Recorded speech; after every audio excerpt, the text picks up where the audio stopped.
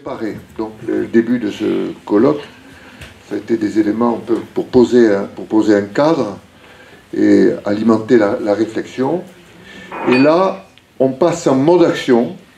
Et le mode action, c'est parfois compliqué. Il y a des situations où on ne sait pas trop que faire. On ne sait pas quoi faire.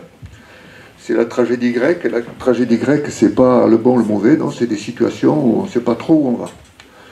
Et donc, j'ai le plaisir de donner la parole à Pierre-François Périgot, qui est anesthésiste réanimateur, professeur à la faculté de médecine, qui est chef de pôle neurosciences tête et cou, et il dirige un service de réanimation, d'anesthésie-réanimation, de réanimation neurochirurgicale, et il est affronté à ces situations-là. Bon, il réfléchit, hein, parce que il est président du comité d'éthique du CHU, et vraiment il a une réflexion là-dessus. Il est président aussi de la commission d'éthique de la Société française d'anesthésie-réanimation. Donc, quelqu'un d'ailleurs on le voit, il est quelqu'un de solide. C'est quelqu'un de solide qui est bien et qui a du bon sens. Et donc, il va nous présenter un cas clinique. On a un cas clinique présenté par les médecins, et cet après-midi, on aura un cas clinique présenté par l'aumônerie. À toi la parole. Merci Olivier. Je dois avouer que quand on a réfléchi au sujet de ce colloque il y a 2 ans, on était loin d'imaginer qu'on vivrait l'actualité qu'on vit aujourd'hui. Et ce cas clinique, finalement, qu'on avait choisi déjà, enfin que j'avais déjà choisi l'année dernière, peut complètement illustrer en fait tout le débat que l'on a actuellement. Moi j'ai été auditionné il y a 10 jours par la commission Falorni à l'Assemblée nationale avec la question qui était est-ce que vous pensez que la loi Claes-Leonetti est une bonne loi et est-ce qu'elle vous suffit? Et finalement on aurait très bien pu montrer ce cas clinique qui va expliciter finalement que oui, c'est la réponse d'ailleurs que je leur ai donnée, la loi Claes-Leonetti elle nous suffit, on n'a pas besoin d'autre chose aujourd'hui. Et je suis d'autant plus content d'avoir choisi ce cas clinique que à la fois Olivier et à la fois Jean-Pierre ont été appelés au secours sur cette histoire, parce que vous allez voir, c'était quand même relativement compliqué. Donc il s'agissait d'une dame de 48 ans, donc assez jeune, hein, qui était aide-soignante en réanimation, que je connaissais en plus personnellement, puisqu'elle était dans la réanimation où j'avais travaillé précédemment, et qui avait été adressée aux urgences pour une détresse respiratoire et un coma. Quelques jours après, elle avait eu une injection de silicone dans la corde vocale. Alors, pour bien comprendre, cette femme, elle avait quand même un lourd passé médical, puisqu'elle avait eu en 2016 un cancer de la thyroïde, pour lequel elle avait eu une chirurgie, chimiothérapie, radiothérapie. Et au décours de ça, elle avait gardé des séquelles avec une dysphonie, donc elle avait une voix qui était... elle avait des problèmes de voix, elle faisait des fausses routes en s'alimentant, donc elle faisait des petits épisodes de pneumonie. Et puis elle avait gardé une insuffisance respiratoire, donc elle était essoufflée dès qu'elle devait monter un étage ou marcher un peu vite. Et puis en 2018, elle a un deuxième cancer du col de l'utérus, pour lequel elle a une ablation de l'utérus, une chimiothérapie, et elle est actuellement dite en rémission. Et puis fin août 2019 apparaît une petite paralysie faciale droite, donc elle a le visage qui se paralyse, et puis ça s'aggrave un peu dans la journée, puis ça disparaît. Et début septembre, on lui injecte donc cette fameuse silicone dans la corde vocale pour essayer d'améliorer ses troubles de la déglutition. Elle a un fils et un compagnon depuis 3 mois, et elle est restée en bon terme avec son ex-mari, et puis pas anodin non plus, elle a un projet de réinsertion professionnelle, puisqu'elle est en arrêt maladie depuis plusieurs années avec tous ses cancers, et elle veut intégrer l'équipe de soins palliatifs de Jean-Pierre. C'est vrai, hein. Donc cette dame, comme elle est en détresse respiratoire et dans le coma, on est obligé de l'intuber, c'est-à-dire de lui mettre un tuyau dans la trachée, de la mettre sous un respirateur, là vous la voyez dans son lit de réanimation, et puis on fait un bilan pour comprendre pourquoi elle a cette détresse respiratoire. Le bilan est négatif, donc on décide de lui re-enlever le tuyau.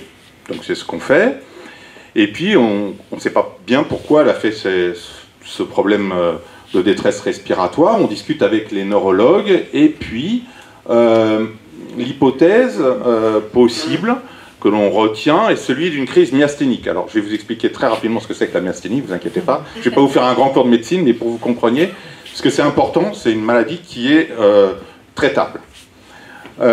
Donc la patiente est dans son lit de réanimation, elle est bien consciente, elle est orientée, elle est coopérante, on explique la situation à elle et à son conjoint.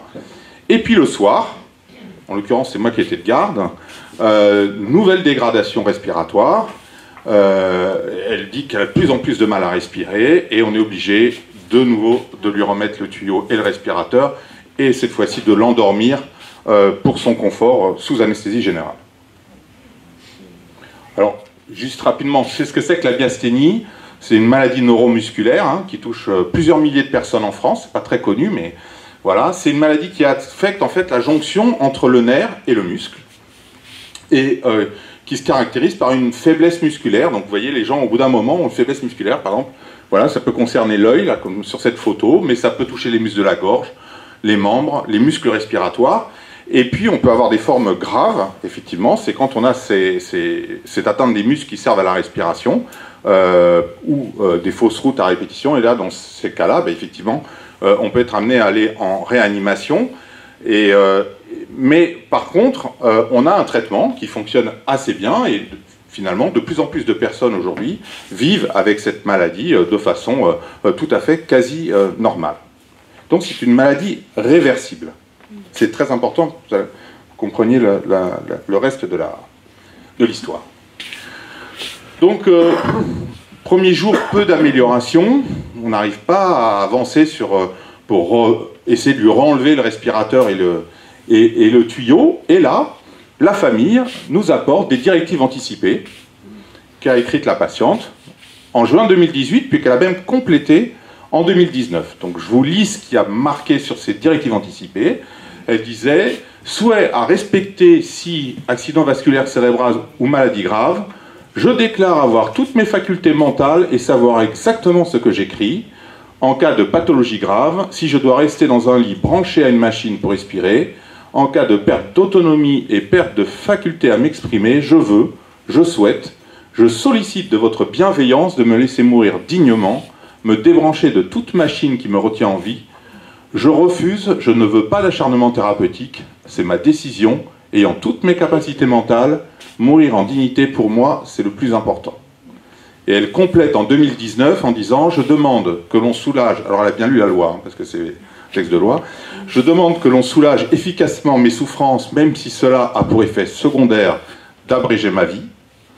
Je demande que l'on n'entreprenne pas de poursuivre les actes de prévention, d'investigation ou de soins qui n'auraient pour seul effet la prolongation artificielle de ma vie. » Donc on a la famille qui nous apporte ça. Alors je vous pose une petite question. Qu'est-ce qu'on doit faire? Est-ce qu'on doit suivre ces directives anticipées et débrancher la patiente? Comme ça, votre avis? Non. Ouais. Et pour vous, est-ce que ces directives anticipées, elles ont un délai de péremption?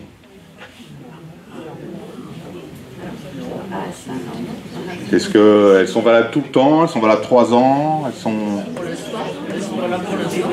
Jusqu'à ce qu'elles les changent. Bon. Alors, on va voir. Alors, les directives anticipées, vous savez, on a un peu assimilé ça à un moment au pacte d'Ulysse. Alors, je ne sais pas si vous vous souvenez, le pacte d'Ulysse, c'était retour de Troie, là, sur le chemin d'Ithaque. Ulysse fut averti par la déesse Cirée qu'il passerait près des sirènes. Et nul ne pouvait résister à leur chant envoûtant, mais les rejoindre, évidemment, entraînait la mort.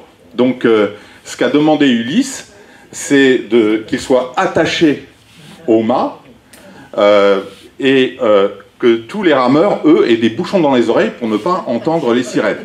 Et de ne surtout pas céder à sa demande. Lui, il voulait pouvoir les entendre, mais évidemment ne pas aller les rejoindre. Et donc, voilà. Et donc, en se disant, comme ça, c'est mes directives. Voilà. Bon, en fait, c'est quand même pas ça, les directives anticipées. Alors, pour répondre à la question, est-ce qu'il fallait suivre ou pas ces directives anticipées? Alors, dans les arguments du pour, il y a le principe d'autonomie. Cette patiente, elle s'est clairement exprimée. Il y a ces directives anticipées. Et qu'est-ce que dit l'article 111 ? Toute personne majeure peut rédiger des directives anticipées pour le cas où elle sera un jour hors d'état d'exprimer sa volonté. Ces directives expriment la volonté de la personne relative à sa fin de vie en ce qui concerne les conditions de la poursuite, de la limitation, de l'arrêt ou du refus de traitement ou d'actes médicaux. Donc on est bien quelque part dans cette situation. Et comme l'a redit Jacques Ricot dans la loi de 2016, qui a rajouté que non seulement il y avait des directives anticipées, mais que maintenant elles s'imposent aux médecins. Donc on est normalement obligé de les suivre. Alors ce qui va contre, c'est que d'abord ces directives anticipées, ça c'est extrêmement important, s'appliquent à une personne hors d'état d'exprimer sa volonté. Donc là effectivement dans l'état présent, la personne ne peut pas s'exprimer, mais en fait elle ne peut pas s'exprimer parce qu'on l'a endormie. En fait si on la réveille, elle peut s'exprimer. Donc, effectivement, on n'est pas dans une situation de quelqu'un qui a un coma par un traumatisme ou un accident vasculaire cérébral et qui ne pourrait plus s'exprimer. Et puis, il y a quand même dans la loi deux petites clauses qui disent qu'effectivement, ces directives anticipées, elles s'imposent, sauf dans le contexte de l'urgence, ou sauf quand le médecin estime qu'elles apparaissent manifestement inappropriées ou non conformes à la situation médicale. Donc ça nous laisse une petite marge de manœuvre quand même pour pouvoir se dire est-ce qu'on est réellement dans la situation que décrit la patiente dans ces directives anticipées. Et puis effectivement, ce qui a été évoqué, c'est qu'on est sur une incertitude et de diagnostic et de pronostic chez cette patiente. Donc c'est difficile d'aller directement vers l'acceptation de ces directives anticipées. Et puis donc effectivement, depuis la loi de 2016, avant la loi, les directives anticipées étaient valables que 3 ans, et depuis la loi de 2016, il n'y a plus de délai de péremption, donc tant que vous les avez écrites, elles sont valables. Tant que vous les...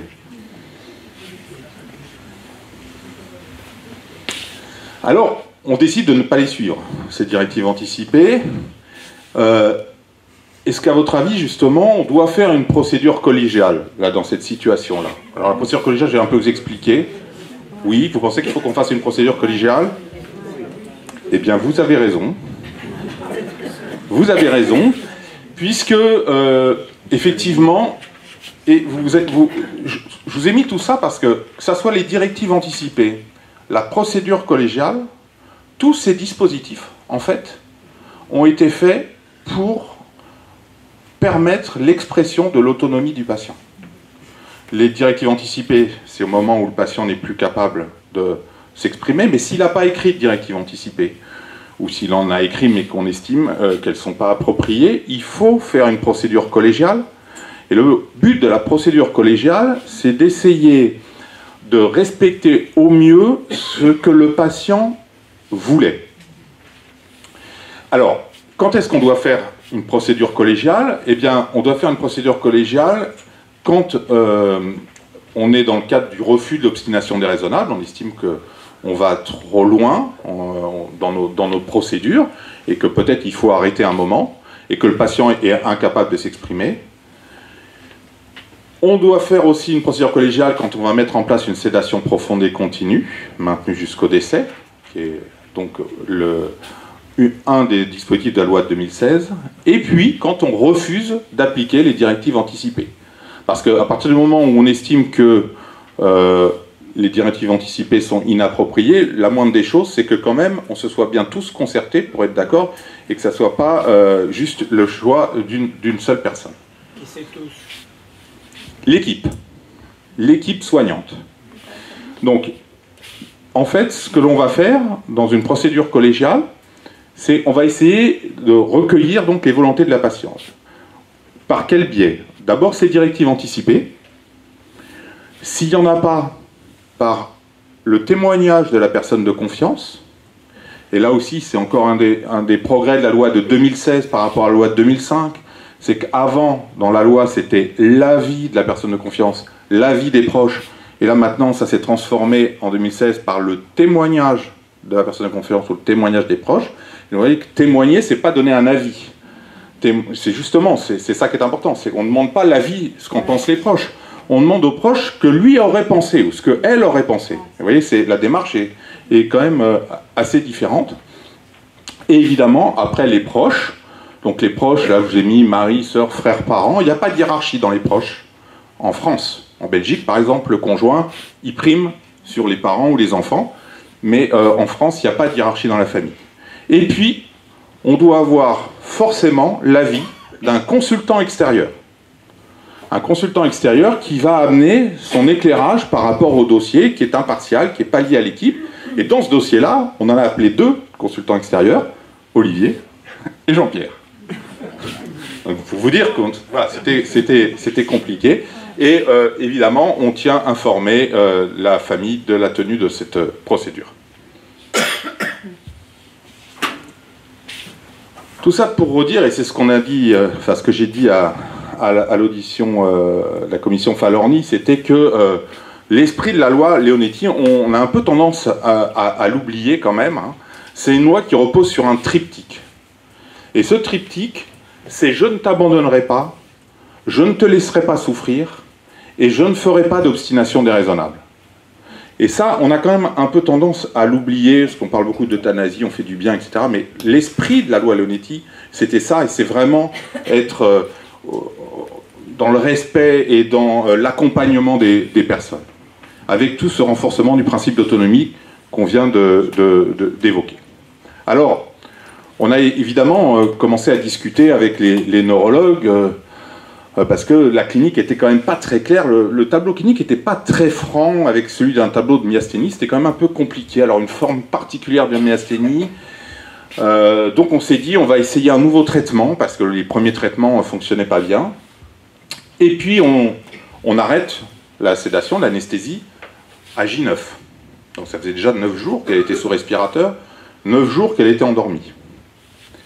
Et là, elle exprime par geste, elle nous explique très clairement hein, qu'elle veut que ça s'arrête. Elle veut que ça s'arrête, elle veut qu'on arrête les thérapeutiques, et elle veut mourir. 42 ans. 48 ans, pardon, excuse-moi. Donc, suite à ça, on se réunit, toute l'équipe. Et on commence à discuter. Qu'est-ce qui rentre en compte dans la discussion? Cette dame, elle a quand même eu 2 cancers en 3 ans. Elle a des séquelles respiratoires. Elle a rédigé des directives anticipées qui sont très claires. Mais là, elle est consciente, donc on n'a plus besoin de... Mais enfin, ça illustre quand même son état d'esprit, sa réflexion. C'est une professionnelle. C'est une professionnelle qui était aide-soignante en réanimation. Donc on peut dire que c'est quelqu'un d'informé. On sent très bien une souffrance qui est globale et qui est palpable pendant toutes les discussions qu'on a avec elle. La demande de la patiente, c'est de dire, si une fois que vous m'avez enlevé le tuyau, si vous devez, je ne veux pas que vous me le remettiez. Et donc, nous, on se dit, on est quand même obligé de prendre en compte cette souffrance globale de cette patiente. Et puis à côté, on a le fait qu'on est quand même sur un diagnostic qui est toujours incertain. Avec des traitements qui peut-être, on ne les a pas encore tous essayés, pourraient marcher. Donc lui sauver la vie. C'est quand même pas très facile, même si on arrive à la comprendre, de discuter avec quelqu'un qui a un tuyau dans la gorge, donc évidemment, elle ne peut pas parler. On comprend par geste, elle peut un peu écrire, mais voilà. Elle est jeune, on a rencontré évidemment ses proches, elle a une personne de confiance, c'est une de ses amies, qui est aussi aide-soignante dans le service de réanimation, et que je connais aussi bien, c'est un peu compliqué. Et donc on se dit, il nous paraît légitime de se donner quand même encore un peu de recul par rapport à sa demande. Mais en même temps on se dit, certes on doit se donner du recul parce qu'on a encore peut-être un traitement essayé, peut-être etc., mais on ne pourra pas perdurer à un moment dans le fait qu'on ne réponde pas non plus à sa demande.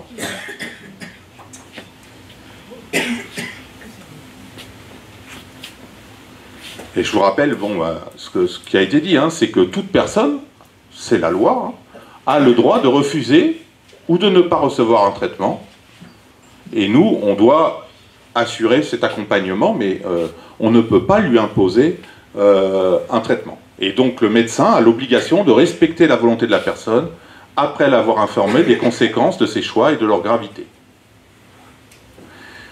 Et donc nous, ce qu'on va expliquer à la patiente et à ses proches, c'est qu'on se donne un petit peu de délai encore pour essayer un nouveau traitement, qu'on a bien pris en compte sa demande, qu'on a bien compris sa demande, et que on y répondra dès qu'on aura à peu près tous les éléments en notre possession. Et elle, la patiente, adhère à cette stratégie. Donc, ok, pour que vous donniez encore un peu de temps du traitement, mais je veux pas rester dans cette situation et je voudrais pas, si une fois vous m'aurez envoyé le tuyau, que vous m'en remettiez un si c'est nécessaire. Donc, on est à J20. Troisième réunion interdisciplinaire, on rediscute. Donc là, pour le coup, on l'a endormi, la patiente, hein, parce que c'était quand même vraiment difficile à vivre. Comme le disait Jean-Pierre, c'est pas de la torture, la réanimation, mais quand vous avez des tuyaux partout, vous êtes plus ou moins attaché pour pas que vous les arrachiez par inadvertance. Voilà, donc c'est compliqué. Donc c'est pour ça que souvent les patients en réanimation sont endormis, hein, sous anesthésie. Et donc, de quoi on continue de discuter? On se dit, bah voilà, sur le plan médical, elle a ses capacités de base respiratoire qui effectivement sont quand même pas bonnes, puisqu'elle est essoufflée au moindre effort. Voilà, on n'est pas du tout sûr de ce diagnostic de myasthénie, hein, parce qu'il y a beaucoup d'éléments discordants, puis elle ne répond pas au traitement de la myasthénie. Donc on n'est pas sûr que son problème respiratoire finalement soit lié à la myasthénie. Et sur le plan de la volonté de la patiente, elle a exprimé vraiment le souhait de mourir, d'être endormie. Sa personne de confiance dit elle est têtue, mais parfois elle est un peu changeante. Donc, vous voyez, c'est... Voilà. Les proches eux-mêmes n'adhèrent pas complètement à la décision de la patiente. Ça aide pas, hein. Et nous, on se questionne sur des fragilités psychiques antérieures. Est-ce qu'on n'est pas dans le cadre d'une patiente qui serait dépressive et qui, en fait, son souhait de mourir serait simplement le témoignage d'une dépression psychiatrique? Et donc, est-ce qu'elle est autonome pour décider pour elle-même à partir du moment où elle serait éventuellement dépressive? Donc, ce qu'on a, en tout cas, collégialement convenu, tous ensemble, c'est que dans tous les cas, on ne la trachéotomisera pas, donc on ne lui mettra pas une trachéotomie définitive, et que si quand on va être amené à l'extuber, on ne la réintubera pas. Ça, on l'a convenu. On s'est dit qu'on allait essayer de joindre son médecin traitant, son cancérologue, pour essayer de voir si ils avaient décelé chez cette patiente des signes dépressifs. Et puis, de tenter une extubation dans ce qu'on appelle la fenêtre de tir, c'est-à-dire le meilleur moment que l'on pense être pour essayer, avec le traitement maximum de la myasthénie, voilà. Donc ça, c'est la décision qu'on a prise. Et donc, quatrième réunion, J22, ça prend du temps. Vous savez, comme me disait Jean-Pierre, il y a la technicité, mais dans ces situations-là, le côté humain, la réflexion d'équipe, c'est extrêmement important. Et donc, qu'est-ce qu'on a décidé? Eh bien, compte tenu des propos antérieurs, refusant de nouvelles épreuves médicales. Elle a dit qu'elle en avait eu assez de sa vie, qu'avec tous ces cancers, ces machins, maintenant ce truc supplémentaire, c'était trop. Compte tenu de l'absence de dépression, puisque les témoignages, aussi bien de son cancérologue que de son médecin traitant, confirment qu'il n'y a aucun élément dépressif chez cette patiente. Compte tenu du fait que de toute façon elle avait un état de base respiratoire qui était relativement altéré, compte tenu que les traitements de la myasthénie ne marchaient pas, et compte tenu aussi du fait qu'on a pu contacter tout le monde, on a pu se donner du recul, et après avoir rediscuté avec la patiente qui nous a confirmé son refus d'une nouvelle intubation, on lui a bien expliqué que si effectivement qu'on allait l'extuber et que si évidemment on l'endormirait. Donc on s'est engagé à suivre la volonté de cette patiente, à l'accompagner afin qu'elle ne souffre pas. et à ne pas recourir à une nouvelle intubation si c'était nécessaire, et dans ce cas-là, à lui administrer une sédation. Et en fait, elle a été extubée, et puis elle a fait une nouvelle décompensation respiratoire, et donc on a instauré une sédation profonde et continue, et elle est décédée dans le service sous cette sédation profonde et continue. Ça, c'est juste pour rappeler la différence entre l'euthanasie et la sédation profonde et continue. Parce que c'est des notions qui sont pas toujours bien comprises par tout le monde. C'est deux choses complètement différentes. Hein. Et notamment, probablement la chose la plus importante, c'est celle de l'intentionnalité. C'est-à-dire que quand on met une sédation profonde et continue, c'est pour soulager un patient. Quand on fait de l'euthanasie, c'est pour le tuer. Et donc cette intentionnalité, elle est effectivement majeure en termes de différence, même si effectivement la sédation profonde et continue va pouvoir accélérer le décès. Ça, c'est des choses qui sont tout à fait possibles. Mais ce n'est pas l'intention que l'on a. L'intention que l'on a, c'est de soulager le patient. Voilà. Après, vous avez la procédure, évidemment, dans l'euthanasie, c'est un médicament qui va tuer. Dans la sédation, c'est un médicament qui endort et qui enlève la douleur. Les deux, hein, puisque la sédation, c'est un médicament qui endort et un médicament qui joue sur la douleur. C'est deux médicaments différents, au moins. Et puis la temporalité, puis la législation, évidemment. Il y en a une qui est autorisée par la loi, l'autre c'est un meurtre, aujourd'hui. Voilà, donc, en conclusion, c'est pour vous dire que finalement, avec cette loi Claes-Leonetti, on a quand même le principe du respect de l'autonomie. On peut quand même faire beaucoup de choses, et que c'est quand même aussi un garde-fou et une protection pour les patients de ne pas aller plus loin. Avec tout ce qui a été dit avant sur ce qu'est la vulnérabilité. Et on espère, mais on est un peu dubitatif sur le fait que les choses évoluent quand même, malgré nos témoignages de soignants hein, qu'on a essayé d'apporter, puisque je suis aussi au groupe de travail ministériel sur les professionnels de santé pour témoigner sur cette loi et sur les avancées de la loi, mais on sent bien que c'est quand même assez difficile de faire passer le message. Je vous remercie.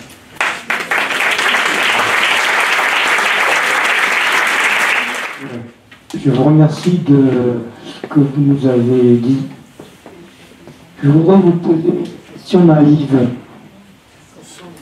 Dans un cas comme celui que vous venez de terminer, est-ce que vous priez? Je dirais que c'est très personnel ce que vous demandez. Donc je peux, voilà. Oui, ça m'arrive de prier, oui. Oui, c'est lourd. Surtout qu'il faut que vous sachiez, c'est que des situations si compliquées que ça, on n'en a pas souvent, heureusement, mais on fait à peu près 2 fins de vie par semaine. Hein. Donc, faut savoir que dans les services de soins critiques, c'est à peu près 10% des patients en France décèdent dans les services de soins critiques. Ce qui fait qu'il y a 650 000 décès par an, ça veut dire qu'on a dans nos services 65 000 décès par an. Moi, dans le mien, il y en a 100, donc ça fait 2 par semaine. Voilà. On a des taux de mortalité qui sont à 20-25%, c'est-à-dire qu'on a un patient sur 4 ou sur 5 qui va rentrer dans le service et qui décédera. C'est de loin les services où on meurt le plus, beaucoup plus que dans les services de cancérologie. Voilà, donc c'est vrai qu'on a une confrontation avec la fin de vie qui est, on va dire qu'on sait de quoi on parle. Ouais. Moi, je me pose la question par rapport au médico-social, parce que dans le sanitaire, je suis infirmière, on peut avoir recours aux décisions collégiales, on peut demander des avis. Maintenant, dans le médico-social, on n'a pas de comité éthique qui sont mis en place. Et c'est toute la difficulté de savoir à qui on peut faire appel quand il y a une décision qui n'est pas selon la loi Leonetti qui est prise. Comment faire pour s'en sortir? Alors, il faut que je comprenne bien votre question. Je vous donne le contexte, si vous voulez. Voilà. J'ai travaillé en EHPAD et le médecin a augmenté les doses de morphine par 3. Elle était déjà sous sédation. La personne n'était pas douloureuse depuis plusieurs jours. en tant qu'infirmière, qu'est-ce que je fais? Je n'ai pas de, enfin, je ne peux pas faire appel à un comité éthique. Voilà. Alors, la famille pousse parce que la souffrance soit abrégée. D'accord. Alors, à partir du moment où vous mettez une sédation, et surtout si vous la montez etc., il faut qu'il y ait une procédure collégiale. Ça, c'est la... Il y a des équipes de soins palliatifs qui interviennent. C'est ça, voilà. Il y a des équipes de soins palliatifs qui interviennent. Alors, mais dans votre situation, c'est au moins déjà d'aller interpeller le médecin en lui disant, voilà, il y a quand même une loi aujourd'hui avec un cadre pour faire ce genre de choses. C'est tout à fait possible partout, hein, y compris dans les EHPAD, avec ou sans les équipes de soins palliatifs, hein, d'ailleurs. Hein. Il suffit simplement que... Alors, c'est pas une décision collégiale, hein. C'est une procédure collégiale. La décision, elle revient au médecin qui prend en charge le patient, mais qui doit s'être enquis prendre les témoignages, éventuellement les directives anticipées, etc. Donc ça doit être fait normalement, et même en petit comité, il peut y avoir une infirmière, un aide-soignant et le médecin, ça suffit pour faire une procédure collégiale. Alors sauf qu'après, normalement, il faut un médecin extérieur. Donc ça, c'est parfois plus difficile à trouver, mais déjà au moins, s'il y a, voilà, l'équipe s'est réunie en disant, ben voilà, on est dans une situation de fin de vie, voilà, on va mettre une sédation, etc. Après, on peut mettre une sédation sans procédure collégiale non plus, hein, pour soulager un patient, ça c'est notre quotidien, hein, mais dans une situation de fin de vie, effectivement, il faut faire cette procédure collégiale. Et les comités d'éthique, ils sont pas trop là pour ça. Hein. La question, c'était pas sur la sédation, mais sur que faire quand on est face à un questionnement, parce que moi, c'était l'augmentation de la morphine qui m'a posé question. Mais est-ce que vous en avez parlé avec le médecin? C'est l'augmentation de la morphine. Et ils m'ont envoyé balader. Et oui, c'est le problème. Oui, alors après, faut savoir quand même que toutes les situations qui ont été judiciarisées avec les médecins, ceux qui faisaient des produits pour endormir, c'est toujours venu des équipes soignantes, rarement des familles. Ah oui, oui. Donc ça, je peux juste lui rappeler ça, peut-être au médecin. C'est-à-dire que on peut pas faire tout et n'importe quoi à partir du moment où il n'y a pas, une bonne cohésion d'équipe. Hein, ça me semble absolument indispensable. Après, encore une fois, la procédure collégiale, c'est la procédure qui est collégiale et ça ne nécessite pas l'unanimité ni le consensus. Hein.